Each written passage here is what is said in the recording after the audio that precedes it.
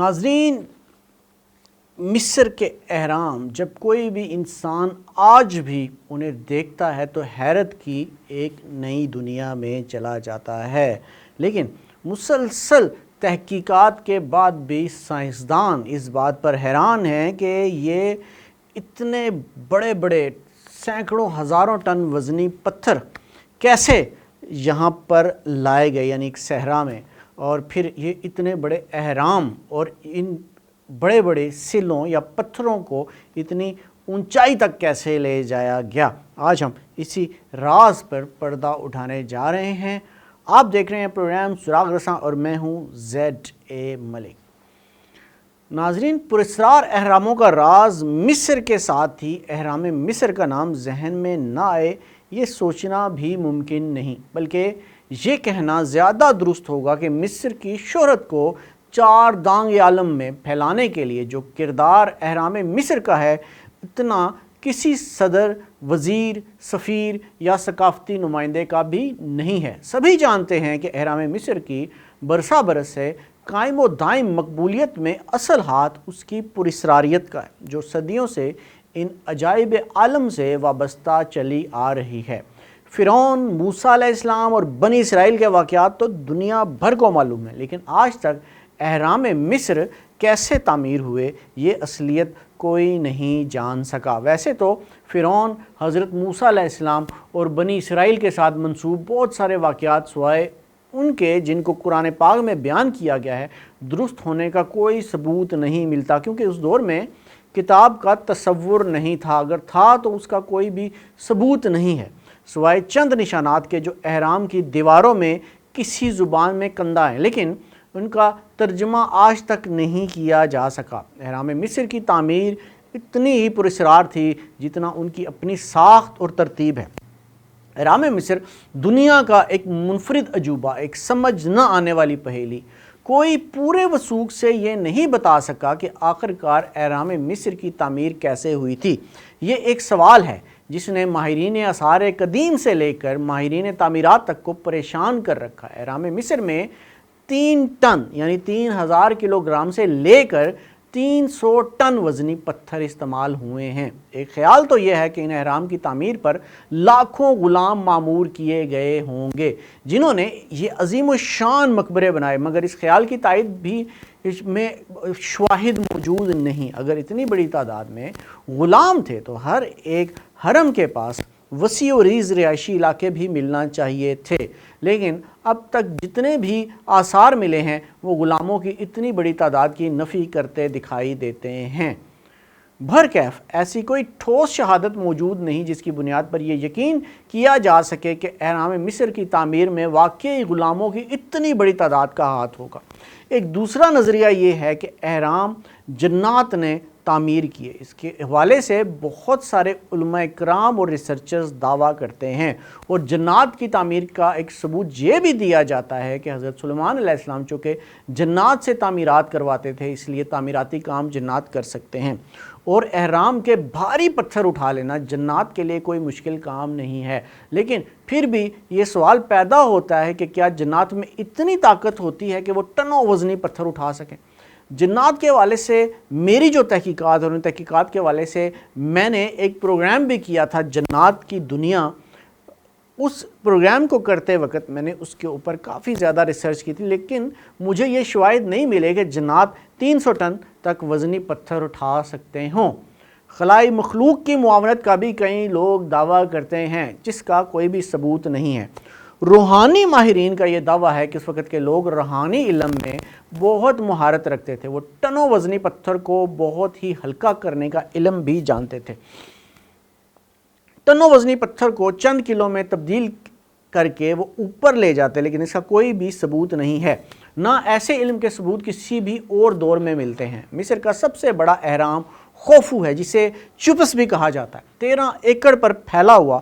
اس کی ابتدا میں بلندی 842 فٹ تھی جو ایک منزل گرنے سے اب اندازاً 450 فٹ رہ گئی ہے۔ اس کی چوڑائی 755 مربع فٹ ہے اور اس کی تعمیر میں تقریباً 23,000 پتھر کے بلاک استعمال کیے گئے ہیں، جن میں سے ہر پتھر کا وزن 5.2 टन है। जो सिलें शाही मकबरे पर नस्ब हैं वो 1400 मन वज़नी है। उनकी तारीख़ तकमील अंदाज़न 2680 कबले मसीह की बयान की जाती है। जिन दिनों नेपोलियन बोनापार्ट ने मिस्र फतह किया तो उसके माहिरीन ने बताया कि अगर सराय गज़ा में मौजूद इन 3 बड़े अहरामों में जो पत्थर इस्तेमाल हुए हैं उनसे पूरे फ्रांस के गिर्द दीवार खड़ी की जाए तो ये दीवार तकरीबन 10 फीट ऊंची और 1 फीट चौड़ी होगी। आप अंदाज़ा लगाएं कि पूरे फ्रांस के गिर्द अहराम मिस्र की बुनियाद जो है वो चौकोर है, मगर इसके पहलू जो हैं तकूने हैं। ये तकूने ऊपर जाकर एक नुक्ते पर मिल जाती हैं। यहाँ एक हैरत अंगेज़ बात और भी है कि अहराम में लगे तमाम पत्थर यकसां और एक सतह में हैं। इनके दरमियान किसी किस्म का फासला तक मौजूद नहीं। और कहा यह जाता है कि वो साजो सामान और छेनियाँ जो इन पत्थरों को तराशने में इस्तेमाल हुई, हर फ़िरौन मिस्र ने अपनी मम्मी को महफूज रखने के लिए हरम तामीर करवाया था। असल मदफन हरम से बहुत नीचे चट्टान में खोद कर बनाया जाता है जिस पर हरम की तामीर की जाती थी। मिस्र के फ़राइन ने मकबरों के नज़दीक बने हुए कदीम मकबरों के बारे में माहिरीन का कहना है कि उनमें 10,000 से ज़ायद अफराद की कब्रें मौजूद हैं जिन्होंने अहराम मिस्र की तामीर में दिन रात मेहनत की थी। माहिरीन आसार कदीमा का कहना है कि अगर ये लोग ग़ुलाम होते तो उन्हें बादशाहों के नज़दीक कभी भी दफन नहीं किया जाता। 4000 साल कदीम इन अफराद के ढांचों पर तहकीक के बाद माहिरीन ने इंकशाफ किया कि ये लोग खुश्क खुराक अफराद थे जो रोज़ाना गाय और दुम्बे का गोश्त खाते थे, लेकिन 10,000 अफराद के लिए भी इतने भारी पत्थर उठाना मुमकिन नहीं था। अब हम चलते हैं जदीद तरीन तहकीक और कुरान पाक की तरफ कि वो इस भेद के बारे में क्या कहते हैं। सबसे पहले समझने की बात यह है कि इतने बड़े बड़े टनों वज़नी पत्थर इतनी बड़ी तादाद में कहीं से भी लाना मुमकिन नहीं, ना इतनी बड़ी तादाद में इतने बड़े पत्थर किसी भी जगह से मिल सकते हैं। अहराम कैसे बने, अजीम किताब कुरान पाक इस हवाले से हमारी रहनुमाई करता है और ये बहुत बड़ी हकीकत हम पर आश्कार करता है। ज़रा ये आयत मुलाहिज़ा फरमाएं जिसमें कहा गया, सुन हामान, तू मेरे लिए मट्टी को आग पर पकवा, फिर मेरे लिए एक महल तामीर कर तो मैं मूसा के माबूद को झांक लूँ, उसे तो मैं झूठों में ही गुमान कर रहा हूँ। ये आयत थी सूरह अल-कसस की 83 नंबर यानी 83 नंबर। ये फ़िरौन के अल्फाज हैं जो कुरान पाक ने बयान किए हैं। वो हमान से कह रहा है कि मेरे लिए मट्टी को आग पर पकवा कर महल तामीर करो। आयत इस टेक्नोलॉजी को ज़ाहिर करती है जो उस वक़्त इस्तेमाल की जाती थी। याद रहे कि साइंसी हकीकतों में एक हकीकत ये है कि 19वीं सदी तक अहराम मिस्र की इमारत दुनिया की बुलंद तरीन इमारतों में शुमार होती थी। अब इंतहाई जदीद तरीन रिसर्च आपके सामने पेश करता हूँ। फ्रांसीसी डॉक्टर जोसेफ डेविड्स बयान करते हैं कि अहराम को गारे से तामीर किया गया और उससे बने हुए पत्थरों को मुंतकिल करने के लिए खसूसी रेलवे का निज़ाम इस्तेमाल किया गया। तहकीक बताती है कि मिट्टी वगैरह दरियाए नील से हासिल की गई और इस मिट्टी को पत्थरों के मजबूत सांचों में डाला गया और फिर उनको बहुत ज़्यादा दर्जा हरारत पर पकाया गया। उनके बाहमी अमल से ये पत्थरों में तब्दील हो गए, जैसा कि आतिशफिशा पहाड़ से निकले हुए पत्थर जो लाखों साल पहले बने थे उन पर ख़ास किस्म की माहिराना इंजीनियरिंग के तजर्बात किए गए। ये भी साबित हुआ है कि उन चट्टानों में पानी की एक बड़ी मिकदार मौजूद थी और इतनी बड़ी मिकदार अमूमी तौर पर कुदरती पत्थरों में नहीं पाई जाती।